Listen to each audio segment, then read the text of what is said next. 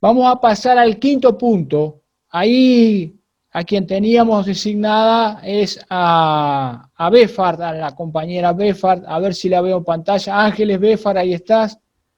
El planteo era que la defensa de Pérez, al momento en que el Ministerio Público Fiscal ofreció la evidencia documental, particularmente los videos que habían levantado de las cámaras de seguridad, la defensa de Pérez planteó una exclusión probatoria y, entre otras cosas, alegó que había algunos problemitas de instrumentalización de las diligencias por las que se levantaron esas imágenes. Había problemas en las actas, no coincidían los datos, no coincidían las cámaras, es decir, no estaba del todo claro que efectivamente el video que querían presentar sea realmente el video que aquella noche registraron las cámaras. Ángeles, a tu modo de ver, ¿qué opinión te merece eso? ¿Resolverías admitir el planteo, lo rechazarías y por qué? Buenas tardes. Bueno, en cuanto a mi resolución acerca del planteo de la defensa sobre el pedido de exclusión probatoria del acta de secuestro de las cámaras de seguridad y sus respectivos registros fílmicos, yo la rechazaría el pedido, debido a que estimo que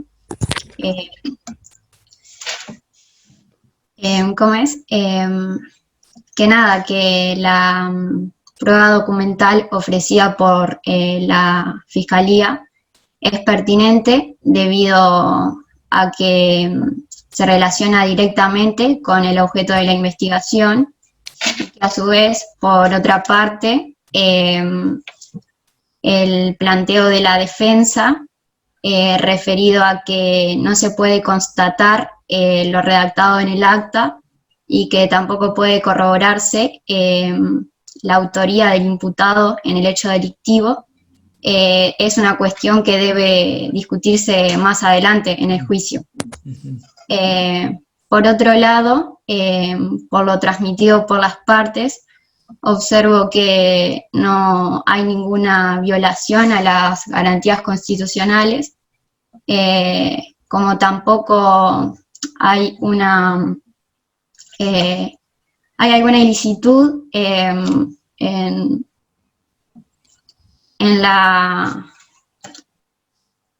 la producción de los elementos probatorios. Al menos la defensa no ha alegado nada en este caso. Y bueno, por último, considero que lo que realmente se debe discutir en esta instancia es si la evidencia se generó, se incorporó, se planteó de la manera correcta.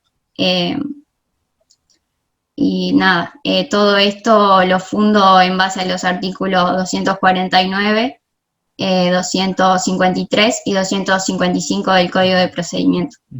Y eso nada más. Bueno, bien, Ángeles. Fíjense ustedes que aquí había como dos aspectos prima facie bastante distinguibles. Uno tenía que ver con la cuestión de cómo se documentó y se instrumentó esa medida de recolección de la evidencia, documento fílmico, y el otro tenía que ver con una cuestión más del juicio, que era de las cámaras de seguridad. No se puede establecer realmente si son o no son las personas que la Fiscalía dice que son. A ver, ahí estaba permitiendo el ingreso de una compañera. Quiero decir, tal cual venimos hablando, había una cuestión de exclusión probatoria y había una cuestión de valoración de la evidencia que después puede ser prueba. No estaba mal el planteo en los términos de causa-efecto, pero quizás no era el momento para hacerlo como se hizo. ¿Qué es lo que ella distingue aquí en la opinión que nos da? Por un lado, la admisibilidad del documento, y por el otro, la valoración de las imágenes de ese documento. La lógica del planteo por ahí radica en que si yo saco el video film no voy a tener la necesidad de discutir si son los que se ven en el video los autores o no son los autores. Pero el problema tiene que tenerlo claro. Una cosa es la admisibilidad por ilegalidad en la incorporación de la evidencia y otra cosa es la valoración del contenido de esa evidencia. Eso para empezar.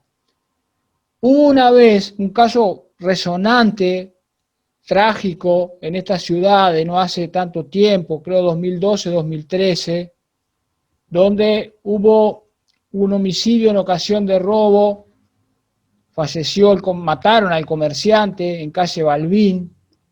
El caso nosotros en tribunales lo conocemos como Lucero Farías, que son las dos personas que terminaron condenadas, donde la defensa hizo un planteo sobre la legalidad y sembró dudas sobre la legalidad de la incorporación de la cámara de video donde estaba registrado el hecho, es decir, el negocio en su interior tenía una cámara de video y quedó registrado el hecho desde el inicio hasta el final, y quedaron identificados los que entraron y cómo fue y cómo dispararon contra la persona del comerciante.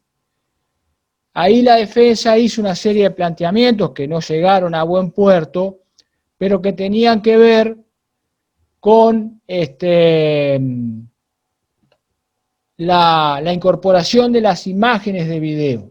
La defensa planteaba, por ahí Fernando nos puede dar algún otro dato, porque él se puede acordar más, él era fiscal en esa época, el caso lo llevó adelante cuando era fiscal Pablo Ur padre, y la defensa le planteaba la ilegalidad de la incorporación de las imágenes de video. Fue desestimado eso, las imágenes se usaron en el juicio como prueba, y entre otras cosas, en orden a esas imágenes se condenó. Pero fíjense ustedes aquí la necesidad de que, tanto si son fiscales o acusadores, de ser prolijos en documentar cómo esas imágenes se toman de un servidor y después se ponen como copia en un video que va a ser, en definitiva, utilizado como documento videofílmico. Siempre tienen que tener en cuenta que debe estar claro que la imagen que se usa en el juicio es la misma imagen que estaba en el servidor, con lo cual, ante la libertad de medios probatorios, tomen el camino que tomen los recaudos que tomen, todo sirve.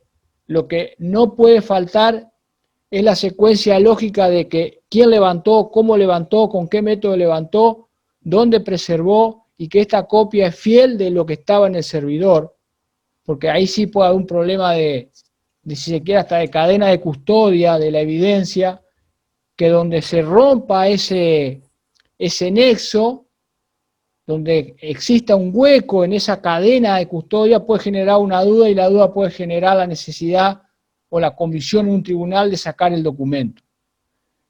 Fernando, no sé si vos te acordás puntualmente cuál era el argumento de la defensa ahí, vos estabas trabajando en fiscalía, por ahí me podés auxiliar en esta cuestión. Bueno, sí, es bueno el caso, o sea, es trágico, como decís, el caso donde murió el señor Ortiz, dueño del negocio, pero es bueno como antecedente. Allí la defensa, desde el minuto cero, basó casi, diría, toda su estrategia defensista en tratar de extirpar, de quitar como prueba ese video, porque pocas veces un fiscal tiene el hecho tan crudamente acreditado.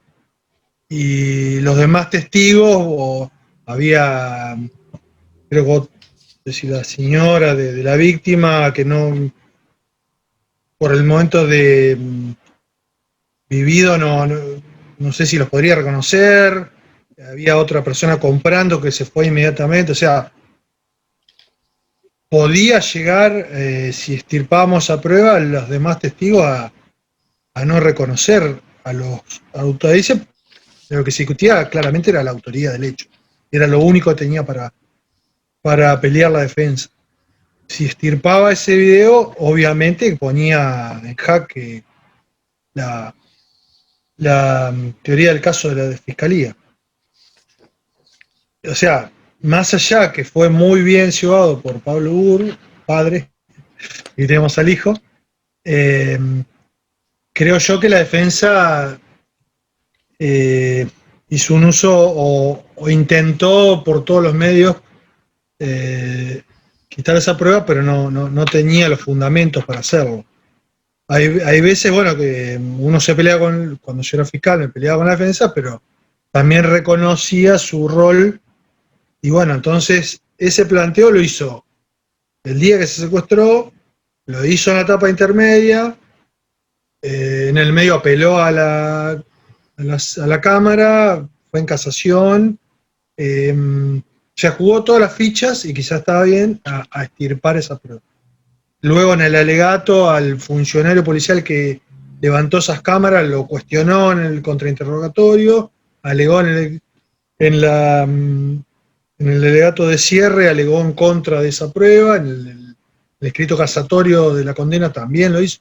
O sea, hay veces que a una defensa no le queda otra, se está discutiendo una pena de más de 20 años de prisión, ¿no? Y bueno, es el rol de la defensa siempre que no pase ciertos límites de lealtad, buena fe y demás. Ahora, de ese caso, pasando al nuestro, ahí yo debería hacer, bueno, de nuevo, siempre en este marco de tratar de buscar planteos para que esto sea un poco más enriquecedor,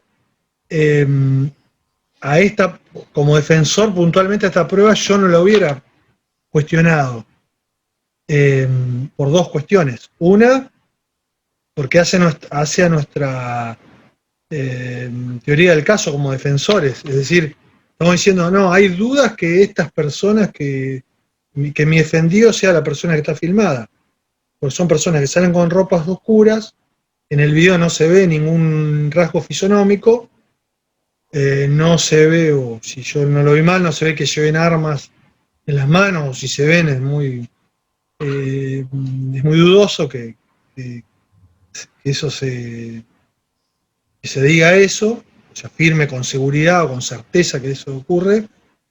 Y además las camperas que se encuentran son claras o son de otros colores claros. Entonces, justamente esa prueba yo como defensor no la debería cuestionar, que se incorpore y lo pasen 20 veces en el juicio. Es más, lo debería pasar por cada uno de los testigos, mostrando con el funcionario que la secuestró, con la víctima del caso, con cada uno de los testigos, que es oscuro, que no se ve, que son ropas oscuras, y en los allanamientos practicados a mi defendido o a mi defendido, las prendas que se les secuestraron, las camperas que ellos tienen, que son personas que no tienen muchos recursos, tienen una única campera, la campera que se secuestró, la única que tienen es clara, o no es oscura. Eso por un lado. Y lo otro, acá sí hay algo parecido a planteo que se ha hecho que era el 1 o el 2, no recuerdo, por ejemplo, de discutir la validez, no el valor probatorio, sino la validez del secuestro de, por ejemplo, el arma o el celular. Ahí sí trataría porque el celular de la víctima en mi domicilio, ¿qué hace el celular allá? Me compromete. Bueno, ahí sí podría insistir, no importa si en la etapa intermedia, lo planteo en la etapa intermedia, si pierdo el planteo, dejo asentado un recurso de casación o dejo planteada la queja que va a ir en casación, si sale adverso el juicio. En el juicio, en el contraexamen, al policía que lo secuestró, le digo, ¿dónde estaban los testigos que no vieron esto? Traigo los testigos de acta. Digo, pero usted no estaba viendo el secuestro, o sea, dejo por lo menos planteada la duda que fue plantado ese celular porque me compromete totalmente. O el arma, si hay deficiencias, aún aquel planteo que se hizo al inicio de que la numeración había un error, bueno, lo seguiré insistiendo, quizá al límite quizá de la buena fe pero sembrando dudas, porque eso sí, el secuestro del arma, el secuestro del dinero, el secuestro del celular, compromete mi teoría del caso que mi defendido no es el autor del hecho, estaba en Córdoba o estaba trabajando. Entonces, eso puedo sí plantearlo en el ámbito que corresponde con la herramienta que tengo. En la etapa intermedia sería la nulidad o la exclusión probatoria. En el juicio, con el contraexamen de quién lo secuestró o quién no cumplió la cadena de custodia, o el que lo peritó, que lo hizo bien o tuvo alguna deficiencia. En el alegato final tengo otra herramienta que es oponerme o poner en duda lo que dice el fiscal, diciendo que no tiene certeza, pero tengo que dar fundamentos. Si invento cualquier cosa, obviamente tiene un costo, pierdo credibilidad. Y bueno, la última herramienta obviamente es la casación. Si es que mi teoría del caso sigue siendo Juan Pérez y Esteban Quito no son los autores del hecho. Tengo que tratar de voltear esa prueba en la etapa que tengo o ponerla en duda en el juicio. Es lo que trató de hacer el defensor en el caso Lucero Farías, al límite, al borde de la buena fe y de la libertad procesal, pero bueno, quizá era lo único que tenía para hacer. Y al revés, aquellas evidencias que no hacen daño a mi teoría del caso, al contrario, tengo que dejar pasar, inclusive al oponerme ya le estoy adelantando al fiscal, mire que las ropas, quizá no se dio cuenta, que las ropas que secuestraron son claras y las del video no se le podría pasar a un fiscal, pero supongamos, hay un montón de ejemplos que aparecen cosas evidentes y la fiscalía tiene mucho trabajo, eleva causa a juicio, el fiscal está de turno, viene otro caso, se le pasó un detalle, eleva juicios, y yo con estos planteos le estoy adelantando todas las debilidades que tiene su caso. Cuando preparo a los testigos para el juicio, como dijo Mariano, preparar no es incorporar información o hacerlos mentir a los testigos, pero tiene un tiempo para ir a buscar a ver qué información hay en el legajo o que tiene ese testigo o ese perito para que cubra esas deficiencias. Entonces, yo como defensa, todo lo que va incorporando a la fiscalía, que va generando dudas, va entrando, lo voy dejando pasar y lo dejo para el examen de testigo o contraexamen de testigo o para el alegato de cierre. Medio extenso, perdón. Pero se comprende porque es una cuestión que admitía dos planos de análisis. En eso quedó claro.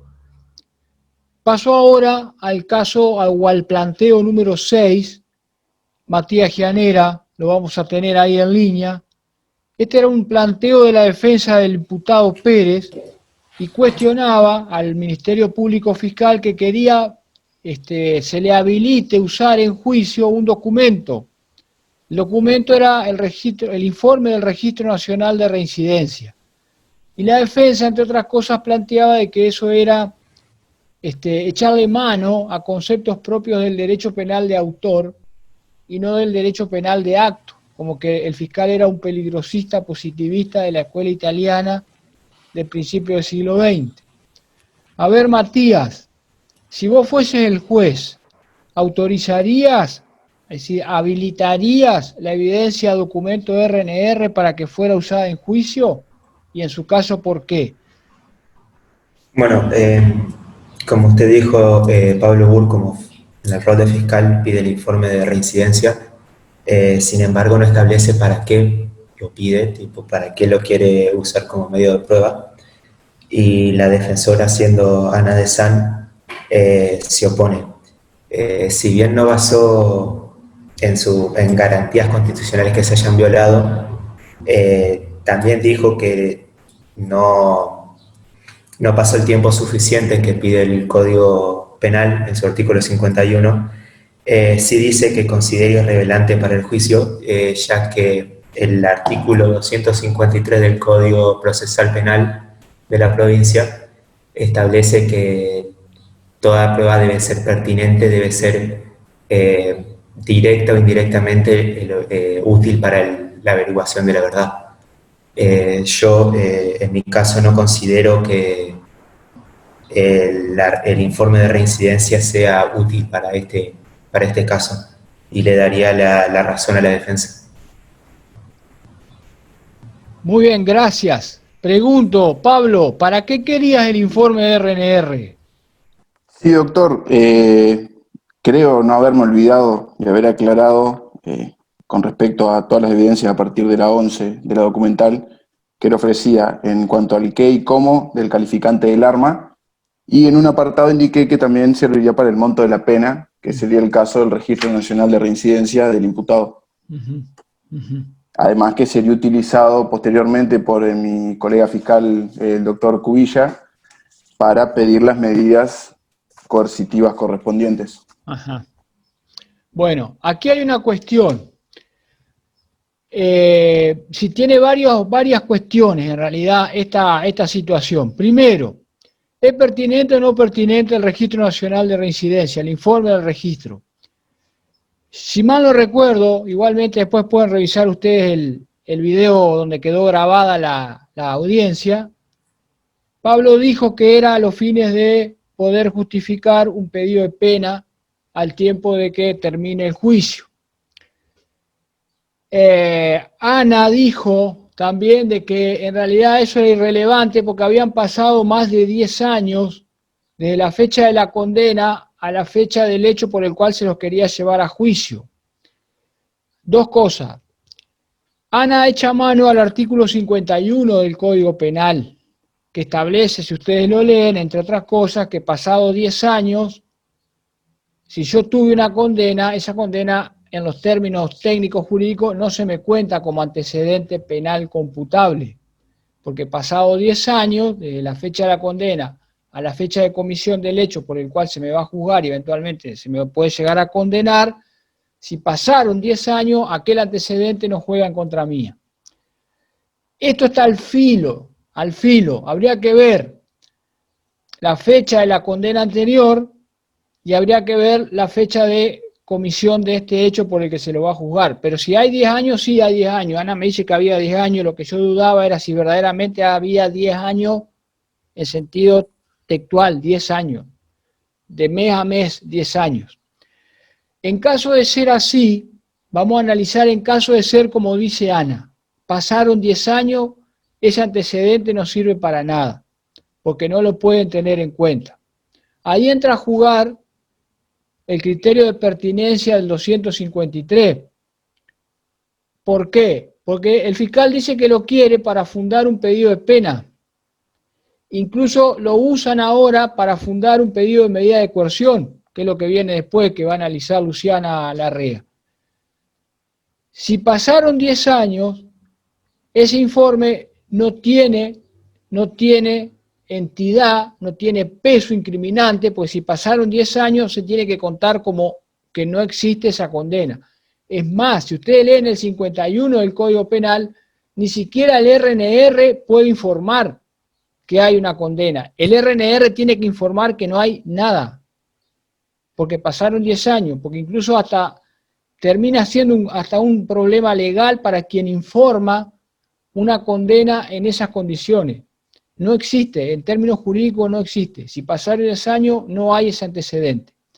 Si no pasaron 10 años, ese antecedente está vigente y el fiscal entonces ahí sí tiene razón. Porque el fiscal necesita justificar el argumento por qué va a pedir tantos años de pena. Y uno de los agravantes que va a usar son los antecedentes penales computables.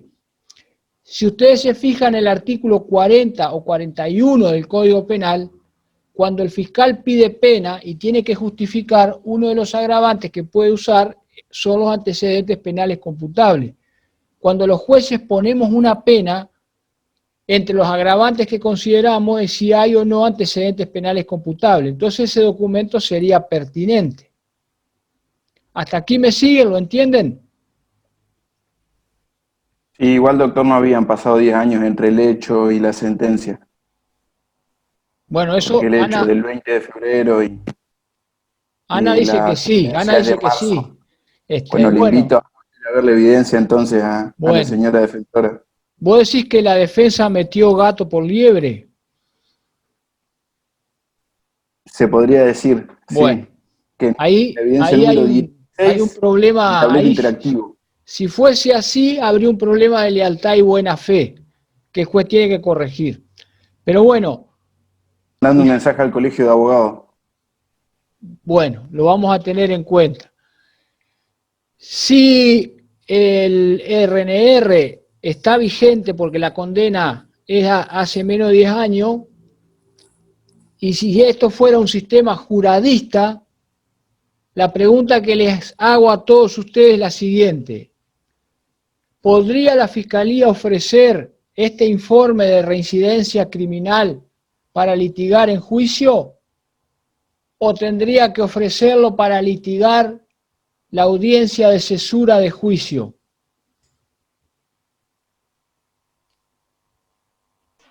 De cesura, porque si lo ofrece para el juicio, para el debate, estaría generando un prejuicio en el jurado.